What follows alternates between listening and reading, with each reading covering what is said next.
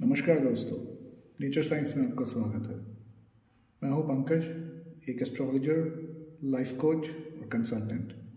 आज मैं आपको बताऊंगा कुछ खुश रहने के सूत्र जो कि हमारे लाइफ के डिसीजंस पर डिपेंड करते हैं कि हमने ज़िंदगी के अंदर क्या डिसीजन लिए हैं, क्योंकि जिस प्रकार के हम डिसीजन लेंगे उसी प्रकार की मुश्किलें और खुशियाँ हमारी ज़िंदगी में आएंगी। तो सबसे पहले जब हम काम के लिए निकलते हैं, जब पढ़ाई के बाद ही हमको ये देखना चाहिए कि हमारे लिए काम कौन सा सही है, और जो भी हमें काम मिले हमें उसको बहुत दिल लगा के करना चाहिए। अगर हम काम को दिल लगा कर करेंगे और दूसरों की बातों में नहीं आएंगे तो एक ना एक दिन हम उस काम के अंदर एक्सेल कर जाएंगे, बहुत अच्छा कर जाएंगे।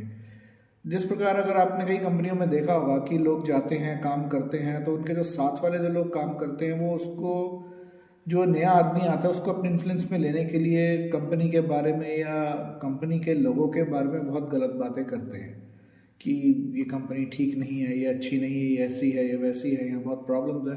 और अगर उनसे पूछा जाए कि आप कब से यहाँ काम कर रहे हैं तो कहेंगे जी 10 साल, 5 साल, 3 साल। अगर आप लोग इतनी देर से काम कर रहे हैं और आपको इतनी ज़्यादा प्रॉब्लम है इस कंपनी से, तो आप क्यों काम कर रहे हैं? फिर आपने छोड़ क्यों नहीं दिया? लेकिन वो इस बात पे कभी नहीं आएंगे, वो सिर्फ दूसरे को ही डिस्करेज करेंगे जो नया आदमी आया है, ताकि वो अपनी पकड़ इस काम पे बनाकर कहीं उनको सुपरसीड ना कर जाए, उनके आगे ना निकल जाए। तो इसीलिए जब भी आप काम करें, आपको कोई इंसान कुछ भी कहे वहाँ पे, आप अपने दिमाग से सोचिए सही क्या है, गलत क्या है, और काम को दिल लगाकर करिए। अगर आप काम को दिल लगाकर करते रहेंगे तो मानिए प्रभु कृपा से एक ना एक दिन आप उसके अंदर इतना अच्छे हो जाएंगे, एक प्रोफेशनल बन जाएंगे उसके अंदर, कि लोग आपको पूछेंगे कि नहीं आप हमारे पास आओ, आप हमारे पास आओ। सारी कंपनीज आपको अपने पास लेना चाहेंगी। इसीलिए काम को हमेशा दिल लगाकर और सच्चाई से करते रहिए।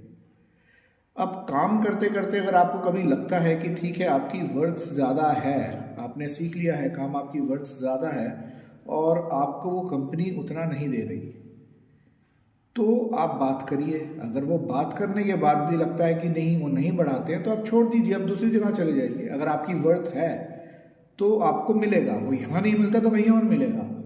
लेकिन अपना जो एक एटीट्यूड है वो एक पॉजिटिव माइंडसेट के साथ, अपना एक एटीट्यूड पॉजिटिव बना के तब चलिए आप, क्योंकि अगर आप इस प्रकार से चलते रहेंगे तो ज़िंदगी में आप हमेशा आगे बढ़ेंगे।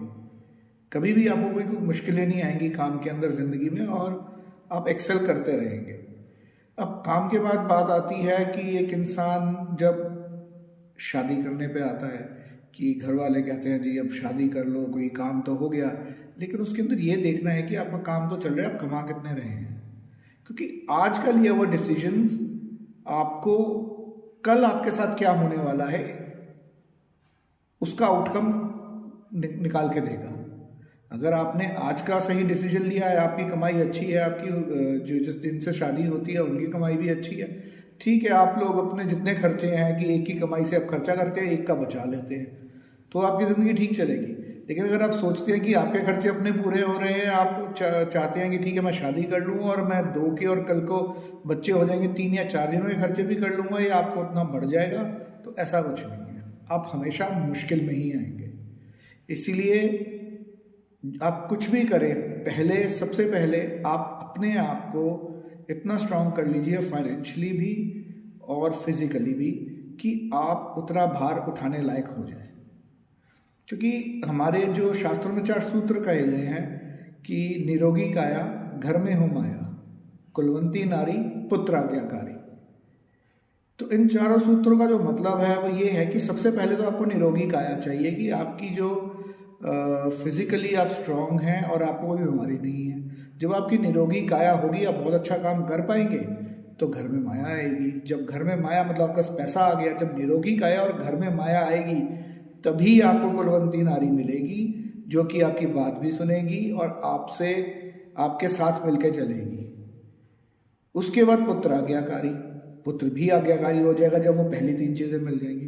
तो ये कई सूत्र जो हमारे शास्त्रों में लिखे हैं वो कुछ बहुत सोच समझ कर ही लिखे गए हैं, जिसका मतलब हमको समझना है। और अगर इसका मतलब समझ गए और ज़िंदगी को सही तरीके से लेके चलेंगे तो मेरी मानिए आप प्रभु कृपा से चीज़ें सभी सही होगी। और बाकी चीज़ों के लिए अगर आपको लगता है कि आपके लाइफ में कोई बहुत ज़्यादा प्रॉब्लम्स आ ही रही हैं और आपको उसको टैकल करना है या आपको समझ नहीं आ रही, तब आप एक एस्ट्रोलॉजर की हेल्प ले सकते हैं और अपने जो छोटे उपाय हैं और कुछ जो अगर कुछ आपने पूजा पाठ करवाना है वो आप किसी अच्छे एस्ट्रोलॉजर से मिलके आप हमेशा करवाते रहिए, जिससे क्या होगा कि जो छोटी मोटी प्रॉब्लम्स आपको आनी है लाइफ के अंदर या कोई बड़ी प्रॉब्लम भी आनी है तो उसकी इंटेंसिटी कम हो जाएगी और ज़िंदगी आपके लिए आसान हो जाएगी और आप खुशी से रह पाएंगे। अगर आप इसके बारे में मुझसे कुछ पूछना चाहते हैं तो आप मेरे दिए गए नंबर या वेबसाइट पर मेरे को कांटेक्ट कर सकते हैं। आज के लिए इतना ही। God bless and take care.